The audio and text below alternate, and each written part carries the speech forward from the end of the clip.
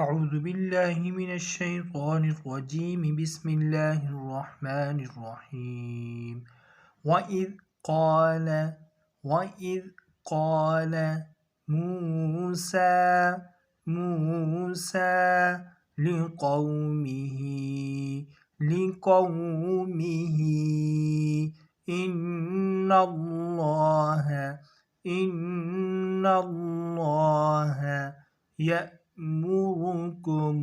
يأمركم أن تذبحوا بقرة قالوا أتتخذنا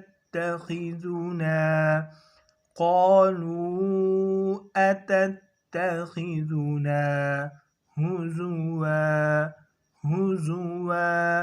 قال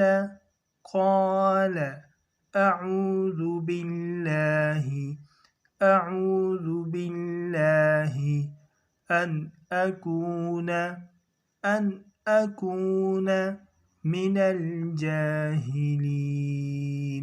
من الجاهلين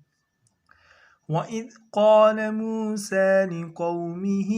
إن الله يأمركم أن تذبحوا بقرة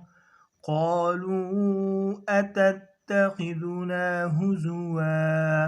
قال أعوذ بالله أن أكون من الجاهلين